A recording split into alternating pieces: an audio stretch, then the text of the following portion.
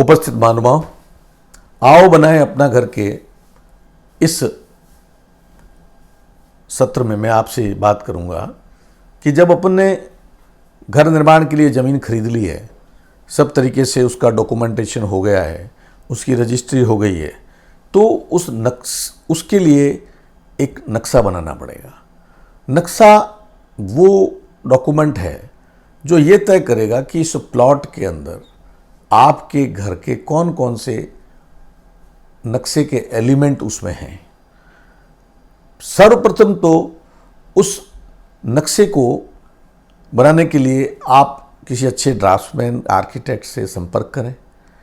हमें भी संपर्क कर सकते हैं, हम अपने सहयोग से आपको पूरा बना के देंगे कि आप की अपनी रिक्वायरमेंट क्या है उसके आधार पर घर बनाया जाए, न कि केवल किसी प्रतिस्पर्धा में या किसी आपस में परिवार में किसी ने ऐसा घर बनाया तो मैं भी ऐसा घर बना दूं। आपकी आर्थिक क्षमता नहीं है, आपने वैसा घर बनाने की शुरुआत तो कर दी लेकिन आप उस घर को पूर्ण नहीं कर पाए।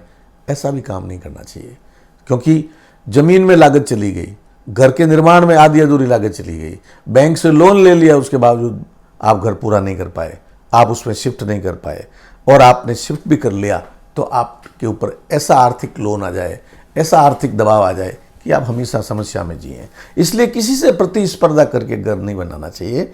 आदमी को परिवार की साइज को देखते हुए, अपने परिवार में कितने मेंबर हैं, भविष्य में उसका कोई घर का एक्सपांसन हो सकता है, ऐसे बातों को दृष्टिकोण रखते हुए बहुत ही गहराई से निर्णय करना चाहिए कि मुझे किसी की नकल नहीं करनी है। मुझे तो मेरे परिवार और आने वाले जो भी संभावित परिवार की वृद्धि है उसको आधार बनाकर अपने को नक्शा बनाना चाहिए। सबसे पहले आप अपनी आवश्यकताएं तय करें।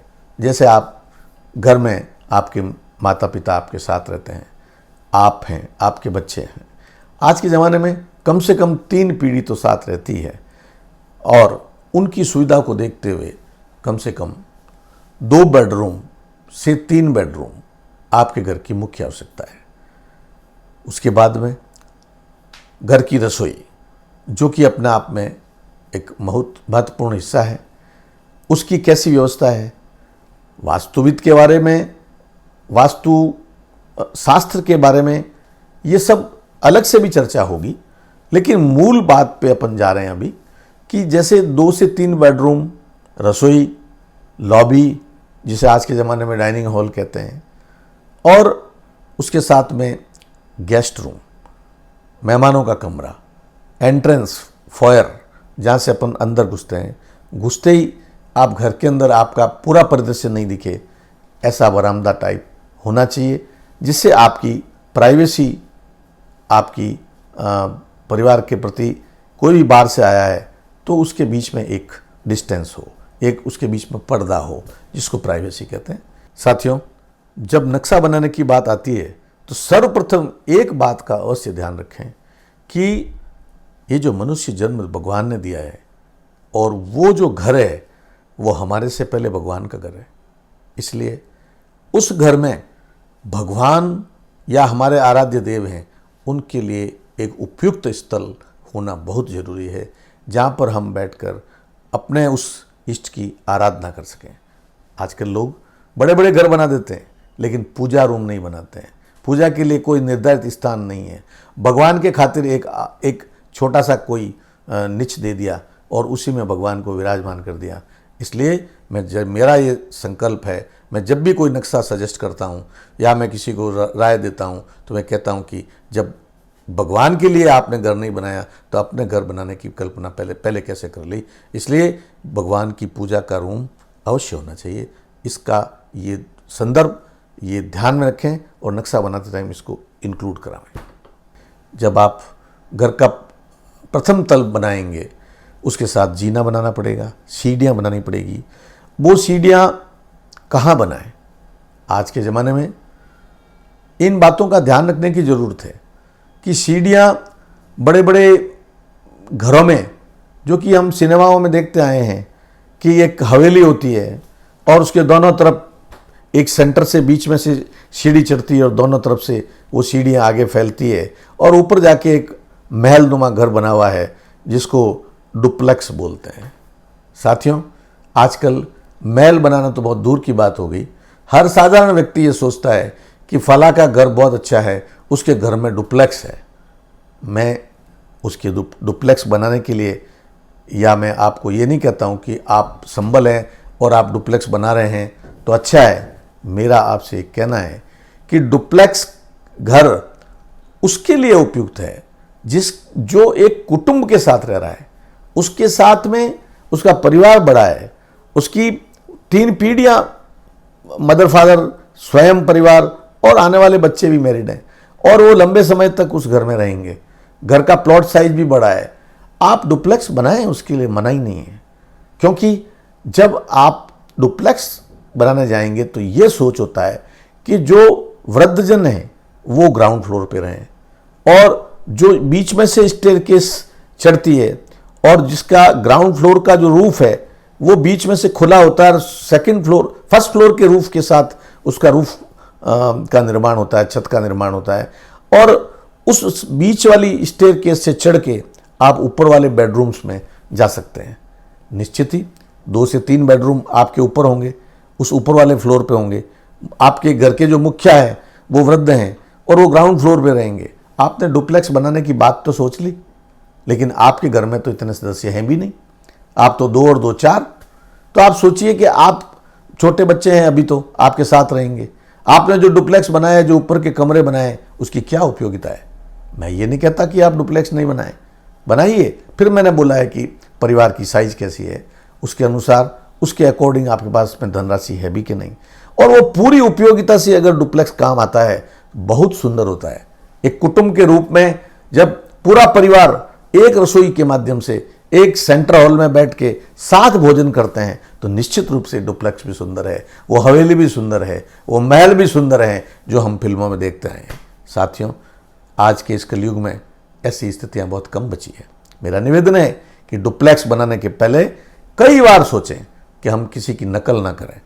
डुप्लेक्स बनाने से अच्छा है कि आप अपने 40 बाई 60 का भी अगर आपका प्लॉट है तो आप उसका निर्माण इस ढंग से करें कि जो सीढ़ियां हैं उसको आप इस ढंग से बना सकते हैं कि वो 2 इस तरह से कनेक्ट हों कि एक गेट ऐसा हो जिससे आपका घर सेपरेट है और उससे बाहर निकल के आप अपने उन सीढ़ियों से ऊपर वाले फ्लोर में जा सकते हैं और उसका सीढ़ियों का फिर मेन गेट अलग हो जो पूरे घर का मुख्य गेट कहलाएगा। उससे क्या होगा कि आप जब चाहें अपना ऊपर का मंजिल बनाएंगे तो अगर आपकी आर्थिक स्थिति कमजोर है या आपका घर बन गया, आपके पास व्यवस्था है, आपने एक बार में बना दिया, आप चाहें तो जो आपने लोन लिया है उसकी चुकाने के लिए आप उस फर्स्ट फ्लोर को अलग से किराए पे दे सकते हैं। एक परिवार आपके साथ पड़ोस का काम भी कर सकता है, एक मददगार का काम कर सकता है। आप कहीं बाहर नौकरी कर रहे हैं, बच्चे आपके घर पे रह रहे हैं, उनको भी जो किराएदार रहते हैं अच्छे किराएदार रखें, उनसे एक सुरक्षा मिलती रहती है। तो आपके एक पंथ 2 काज हो सकते हैं।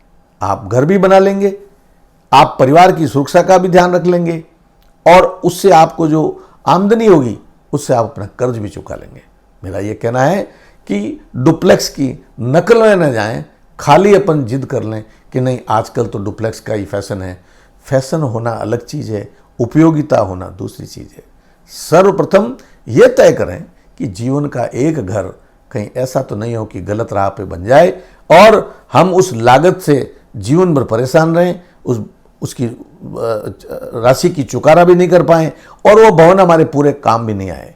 बड़ी मुश्किल हो जाती है जब उस डुप्लेक्स को बदलने की बात आती है। तो सोचिए दोस्तों, सोचिए आप लोग कि कैसे उस घर को अब डुप्लेक्स से वापस 2 फ्लोर डबल फ्लोर में अलग बनाया जाए, कैसे उस ऊपर वाली मंजिल की प्राइवेसी के लिए एक अलग से स्टेयरकेस बनाई जाए। मैंने ऐसे कई घर देखे हैं जिन्होंने डुप्लेक्स बना दिया, लेकिन लास्ट में ये हुआ कि उस ऊपर वाले कमरों में कोई नहीं रहता है। तब परिवार ने कहा कि न तो इन कमरों की कोई उपयोगिता बची है, अपन तो एक अलग से बाहर से स्टेयरकेस बना देते हैं ताकि ऊपर का घर किराए पे चला जाए। साथियों, वो घर जब ऊपर से ऊपर से ऊपर बना हुआ है और उसको बाहर से सीढ़ियाँ देने की बात आएगी, तो एक तो आपके प्लॉट की जो अतिरिक्त ज़मीन है, जो आपने सेटबैक में छोड़ी है, जो आपने हवा पानी के लिए छोड़ी है, वो ज़मीन वो सीढ़ियाँ ख़राब कर देगी।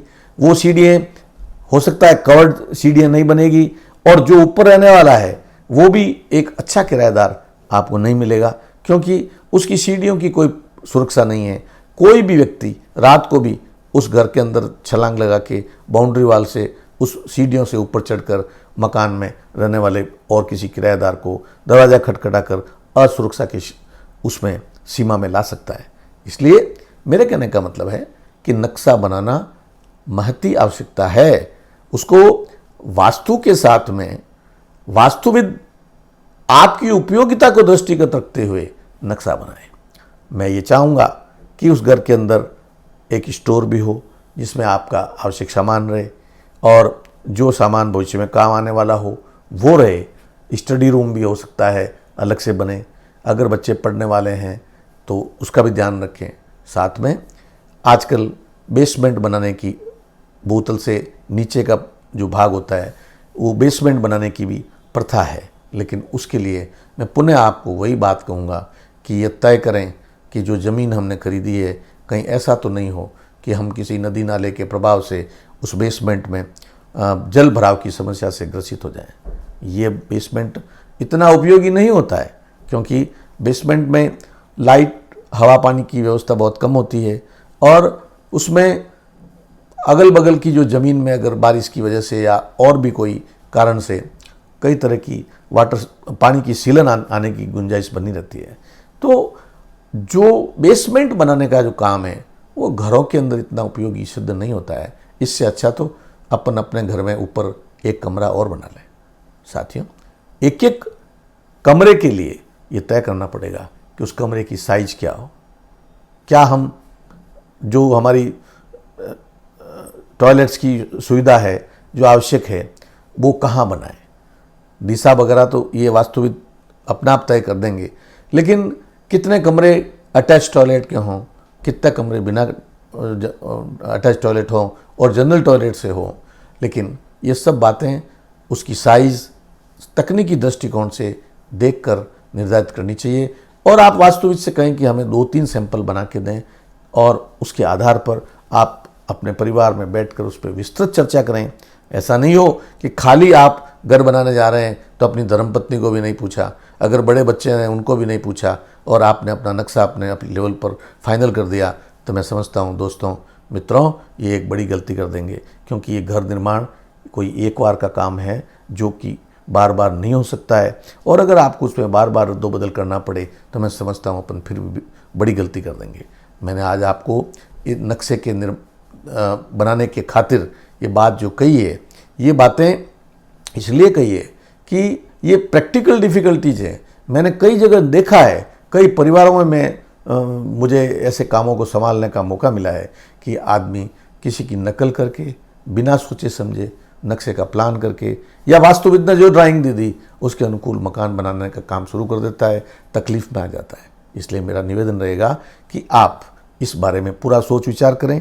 मेरे इस तकनीकी ज्ञान से, मेरे इस माध्यम से जुड़ने से आपको जो भी मैंने सलाह दी है, मैं समझता हूँ बहुत उपयोगी सिद्ध होगी।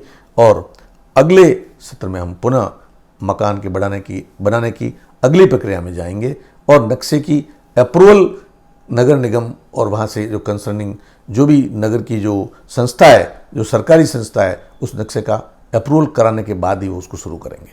धन्यवाद।